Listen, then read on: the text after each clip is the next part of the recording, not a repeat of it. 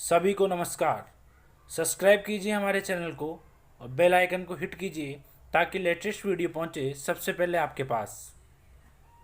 Good morning dear student, welcome to Sharma online classes. प्यारे विद्यार्थियों, जैसा कि पिछली क्लास में हमने कक्षा 10 से संबंधित ट्रिग्नोमेट्री के सवालों के ऊपर डिस्कस किया था। पिछली क्लास के अंदर हमने जो सवाल किए थे वो बिना बट्टे वाले सवाल हमने सॉल्व किए थे। आज हम उसी श्रृंखला को आगे बढ़ाते हुए कुछ एग्जांपल्स सॉल्व करने जा रहे हैं। आज जो हम एग्जांपल सॉल्व करेंगे वो पहले वाले एग्जांपलों से थोड़े से अच्छी कैलकुलेशन वाले एग्जांपल्स होंगे और ज्यादातर जो क्वेश्चन होंगे वो आपके इसी कैटेगरी के आपको मिलने वाले हैं।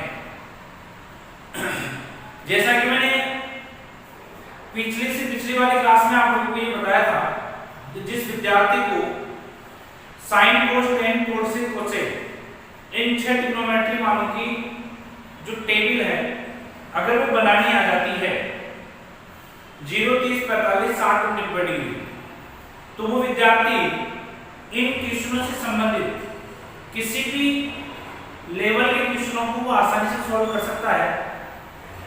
अगर आपको टेबल बनानी नहीं आती है तो आपको इन क्वेश्चनों को सॉल्व करने में प्रॉब्लम आएगी। जहां तक मुझे उम्मीद है कि आप सभी विद्यार्थियों को sine cos tan cosec cosec की जो टेबल है वो आपको बनानी आ गई होगी। प्यारे विद्यार्थियों, ये जो टेबल है ये आपके जो सिलेबस दिया हुआ है कक्षा 10वीं का उसके चैप्टर नंबर 6 से तो रिलेटेड है ही। इसके साथ में ये जो टेबल है वो आपके चैप्टर नंबर 8 से भी रिलेटेड है। वहां पे जब हाइट और डिस्टेंस के आप क्वेश्चन सॉल्व करोगे, ऊंचाई और दूरी के क्वेश्चन जब आप सॉल्व करोगे तो वहां पे भी आपको इन मानों की आवश्यकता होगी। और इस टेबल से संबंधित जो आपके एग्जाम में क्वेश्चन पूछे जाते हैं, कभी कभार वो जो क्वेश्चन आते हैं वो रोड सेफ्टी के अंदर से भी इस टेबल से संबंधित क्वेश्चन आपसे पूछ लिए जाते हैं। तो कहने का मतलब ये है कि टेबल आपके 3 जगहों पे काम में आने वाली है। पहला जो चैप्टर नंबर 6 है वो पूरा इस टेबल के ऊपर डिपेंड करता है। इससे कुछ सवाल अपन ने किए हैं, आगे के कुछ सवाल अपन करने जा रहे हैं। इसके अलावा जो आपका चैप्टर नंबर 8 है उसके अंदर भी टेबल काम में आएगी और इसके अलावा जो आपके सड़क सुरक्षा का जो क्वेश्चन आपसे पूछा जाता है उसमें भी कभी कभार ये टेबल आपसे संबंधित जो क्वेश्चन होते हैं वो आपसे पूछ लिए जाते हैं। तो कुल मिलाकर के इस टेबल से संबंधित आपके 3 टॉपिकों में से क्वेश्चन पूछे जाते हैं और उनके जो नंबर होते हैं वो अगर 3-3 नंबर के भी आपसे क्वेश्चन पूछे जाते हैं तो वो 9 नंबर के क्वेश्चन आपसे पूछे जाते हैं। अगर सड़क सुरक्षा में से किसी और टॉपिक में से क्वेश्चन पूछ लिया जाता है तो उसके अलावा भी आपके 4 या 5 नंबर के क्वेश्चन इस टॉपिक में से इस टेबल में से हमेशा बनते ही हैं। तो आज हम कुछ अच्छे लेवल के क्वेश्चनों को हल करने का प्रयास करेंगे। जो पहले के क्वेश्चन हमने किए थे वो आप लोगों ने प्रैक्टिस के तौर पे निकाले भी होंगे और मैं आशा रखता हूं कि वो क्वेश्चन आपको आ भी रहे होंगे। आज हम जो क्वेश्चन करने जा रहे हैं वो आपके क्वेश्चन नंबर 5, क्वेश्चन नंबर 7, 8, 9 और 10 इन 5 क्वेश्चनों के ऊपर हम डिस्कस करेंगे। प्यारे विद्यार्थियों, ये जो 5 क्वेश्चन मैंने लिए हैं इन 5 क्वेश्चनों में आपको ये दिख रहा होगा कि जो लास्ट वीडियो में हमारे जो 5 क्वेश्चन थे उसके अंदर हमने सिंपल क्वेश्चन लिए थे, उसमें बड़े वाला जो प्रोसेस था वो काम में नहीं आया था। बिना बड़े वाले क्वेश्चन थे, कैलकुलेशन थोड़ी सी आसान थी।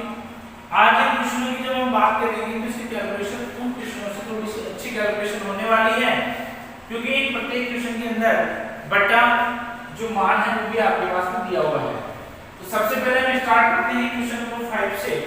आपका क्वेश्चन नंबर जो 5 है उस 5 क्वेश्चन में आपके पास में लिखा हुआ है 5 cos square 60 plus 4 sin square 30 minus 10 square 45 upon sin square 30 plus cos square 45। कहने का मतलब इस क्वेश्चन में आपके 5 ट्रिग्नोमेट्री अनुपात आपके पास में दिए हुए हैं। cos आ रहा है, sin आ रहा है, फिर tan आ रहा है, फिर sin आ रहा है, फिर cos आ रहा है। कुछ मान आपको एक जैसे भी दिखाई दे रहे होंगे। ज्यादातर क्वेश्चनों के अंदर आप देखोगे तो आपको साइन कोस टेन के क्वेश्चन ज्यादा मिलने वाले हैं। साइन कोस टेन से संबंधित जो क्वेश्चन है वो आपकी जो सिलेबस है, जो एनसीईआरटी के क्वेश्चन दिए हुए हैं उनमें साइन कोस टेन को ज्यादा प्राथमिकता दी गई है। तो अब हम डायरेक्टली टेबल से मान पुट करते हैं। तो सबसे पहले स्टार्टिंग करते हैं यहाँ से। तो देखो 5 एडिटिव होने वाला है। फर्स्ट नंबर पे आ रहा है कोस स्क्वायर 60, कोस स्क्वायर 60। तो कोस 60 के मैं मान की बात करूं तो जो कोस 60 का मान होता है वो मान होता है 1/2। स्क्वायर की जगह पे क्या आ जाएगा, स्क्वायर आ जाएगा। प्लस की जगह पे होगा प्लस 4 एडिटिव होगा।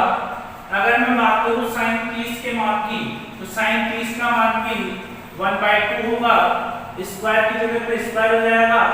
और लास्ट में tan 45 का मान कितना होने वाला है, 1 होने वाला है। और स्क्वायर के साथ में क्या आ जाएगा, स्क्वायर आ जाएगा। तो ये हमने cos 60 sin 30 tan 45 के मान हमने यहाँ पे पुट कर दिए हैं।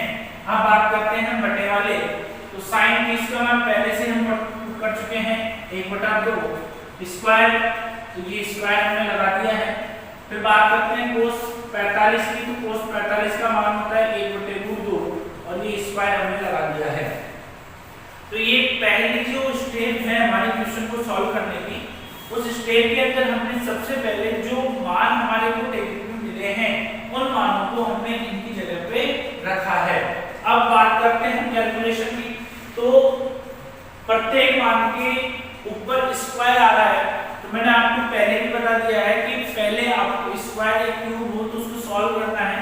तो पहले स्क्वायर को सॉल्व करोगे तो 1/2 का जो स्क्वायर होगा वो होगा 1/4 प्लस 1/2 का जो स्क्वायर होगा वो होगा 1/2 और 1 का स्क्वायर होगा 1 अपॉन 1/2 का स्क्वायर 1/4 और 1/2 का स्क्वायर करोगे तो ये हो जाएगा 1/2 हो जाएगा आपके पास में।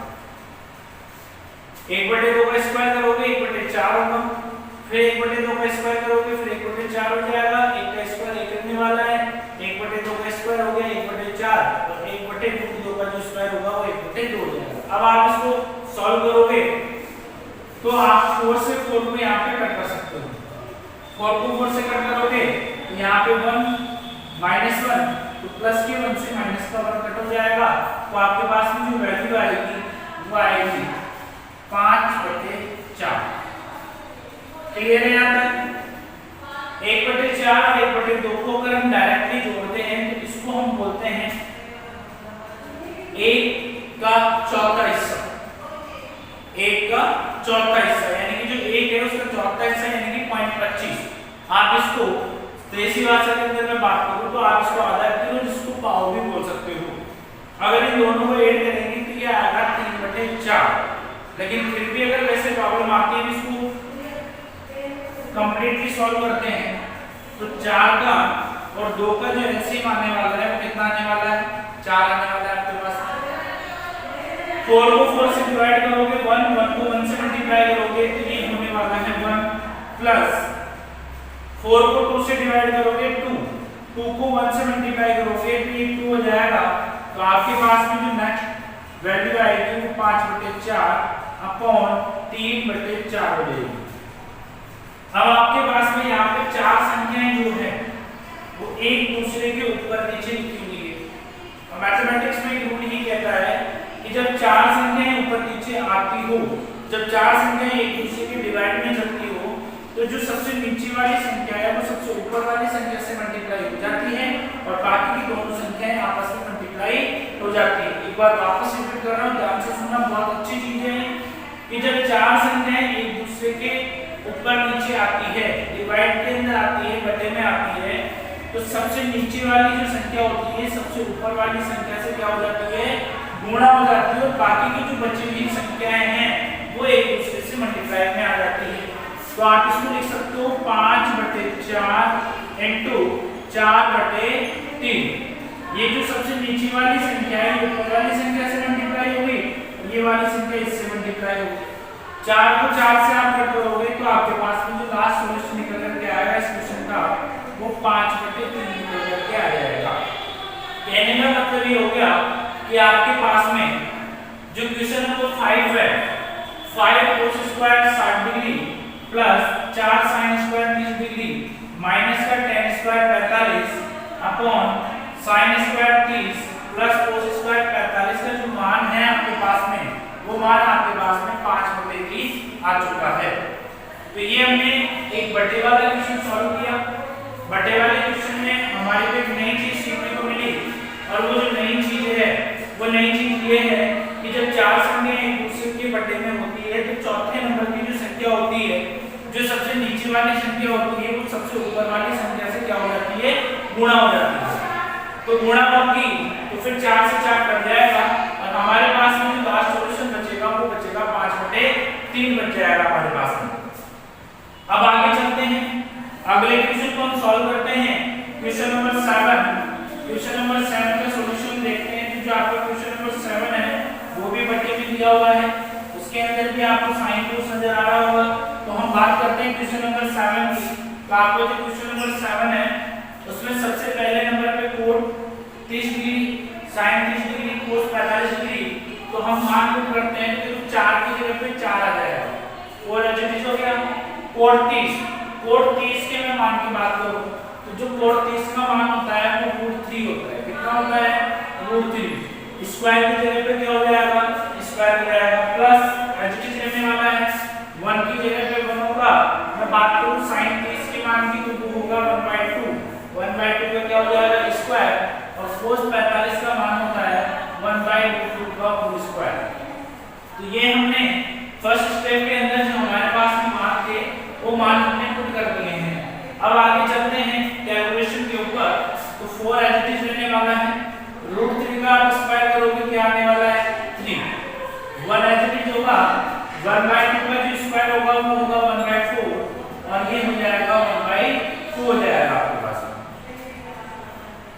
√3 का स्क्वायर होगा 3, 1/2 का स्क्वायर हमने पहले वाले क्वेश्चन में भी किया था 1/4 और 1/2 का स्क्वायर भी हमने पहले वाले क्वेश्चन में किया था।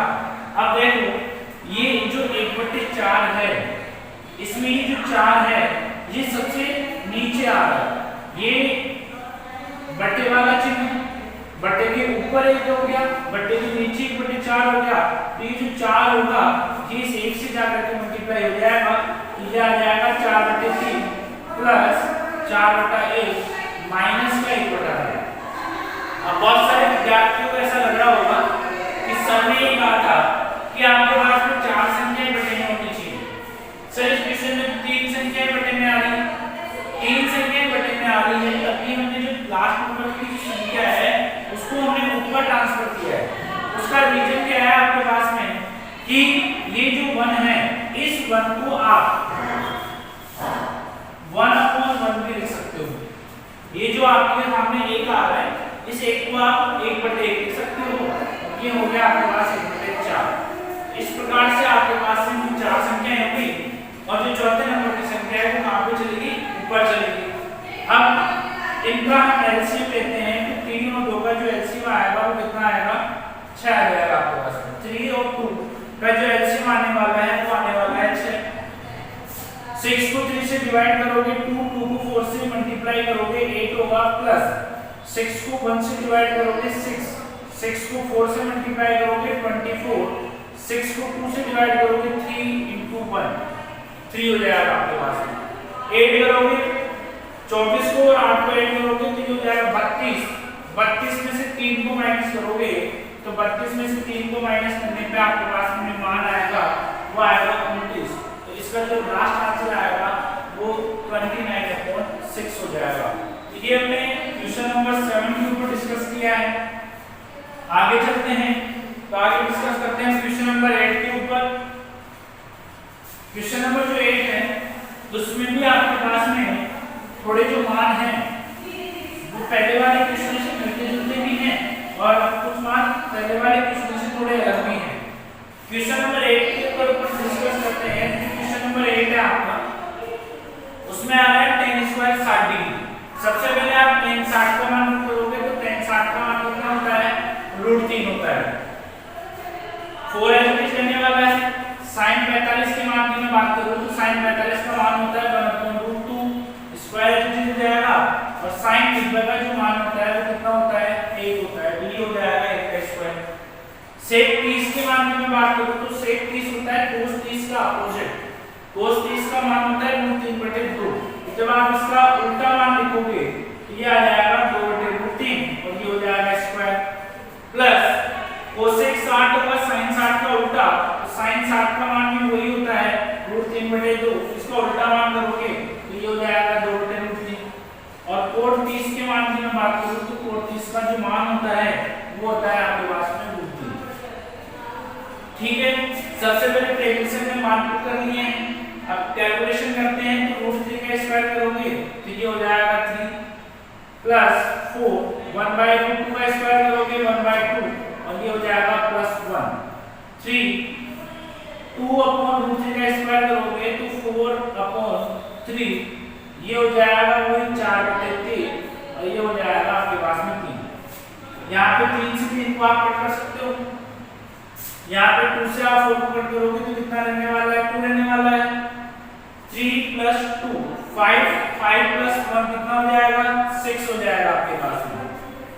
3 से 3 कट हो गया 4 तो 4 + 4/3 -3 6 एज इट इज। 4 में से 3 को माइनस करोगे तो कितना बचने वाला है 1 + 4/3। वही आप इसका एलसीएम लोगे तो इसका एलसीएम आएगा 3 3 को 1 से मल्टीप्लाई करोगे तो 3 + 4 ये हो जाएगा 6/7/3। अब इसके कैलकुलेशन के बारे में हमने पहले डिस्कस कर लिए हैं। ये ऊपर जाएगा 6 से मल्टीप्लाई होगा 6 से मल्टीप्लाई होगा तो ये हो जाएगा 18/7। तो ये हमारे क्वेश्चन का जो सॉल्यूशन होगा वो आपके 18/7 इसका सॉल्यूशन हो जाएगा। तो ये क्वेश्चन नंबर 8 के ऊपर हमने डिस्कस किया। आगे चलते हैं, बात करते हैं क्वेश्चन नंबर 9 की। तो जो क्वेश्चन नंबर 9 है हमारा वो भी अपॉन में दिया हुआ है। क्वेश्चन नंबर 9 के अंदर जो आपके पास में ट्रिग्नोमेट्री फंक्शन दिए हुए हैं, ट्रिग्नोमेट्री जो अनुपात दिए हुए हैं उसमें जो पहले नंबर पे मान है वो है sin 30 का। sin 30 का मान से करोगे तो sin 30 का मान आएगा 1/2। sin 1 का मान होगा 1 और cos 0 का जो मान होता है वो भी कितना होता है 1 होता है। cos 0 का मान कितना होता है 1। tan 30 के मान की मैं बात करूं तो 1/√3 और tan 60 के मान की बात करूं तो √3/1 हो जाएगा। ये आपके पास में सारे मान लिखोगे 1/2 -1 + 2 अपॉन √3 से √3 कट गया तो बटे में कितना बचने वाला है 1 बचने वाला है। यहाँ पे बचेगा 1/2 माइनस का 1 है प्लस का 2 है तो प्लस 2 में से जब -1 को आप माइनस करोगे तो 1 बचने वाला है। एलसीएम लोगे तो इसका एलसीएम आएगा 2 तो 1 + 2 यानी कि इसका जो आंसर आपके पास में आ जाएगा वो आ जाएगा आपके पास में 3/2। ये आपकी क्वेश्चन नंबर 9 का सॉल्यूशन हो गया। अब आगे चलते हैं, लास्ट क्वेश्चन आज का हमारा क्वेश्चन नंबर 10। क्वेश्चन नंबर 10 के अंदर हम डिस्कस करते हैं उसे 10 से संबंधित ही मान आपके दिए हुए हैं। तो आपके क्वेश्चन नंबर 10 के अंदर जो मान दे रखे हैं उसमें जो पहला मान है वो है 2 tan 30 degree upon 1 - tan square 30 degree.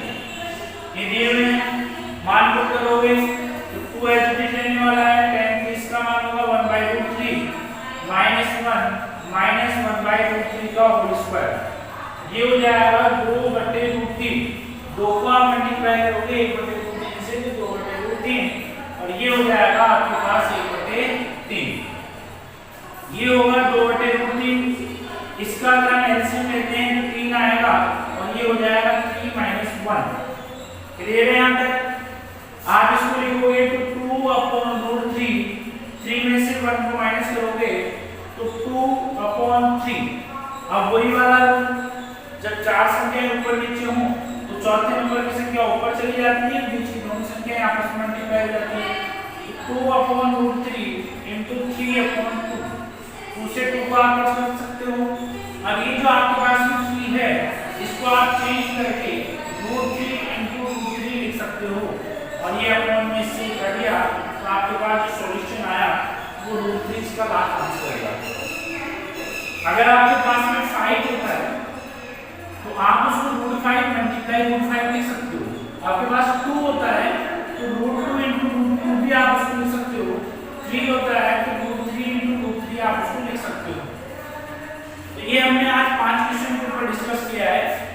तो कैलकुलेशन अच्छी कैलकुलेशन है, सारे क्वेश्चन सॉल्व किए आज जो इंपॉर्टेंट चीजें थी उनके ऊपर भी हमने डिस्कस किया है। अब ये पांचों क्वेश्चन आपको HW के अंदर वापस करने हैं। अगर आपको किसी क्वेश्चन में प्रॉब्लम आती है तो आप जो सॉल्यूशन हमने किया है वीडियो को वापस देखो, सॉल्यूशन को देखो और चेक करो कि आपने क्या मिस्टेक की है। ये 10 क्वेश्चन हमारे कंप्लीट हो चुके हैं। आगे के क्वेश्चन हम अगली बार वीडियो में लेकर के आएंगे। तब तक आप इन क्वेश्चनों को सॉल्व करते रहिए। आगे की चर्चा होगी हम नेक्स्ट क्लास में करेंगे। अगर आपको वीडियो पसंद आ रहा हो तो आप उसको लाइक से सब्सक्राइब जरूर कीजिए। और अब अगली जो चर्चा होगी वो नेक्स्ट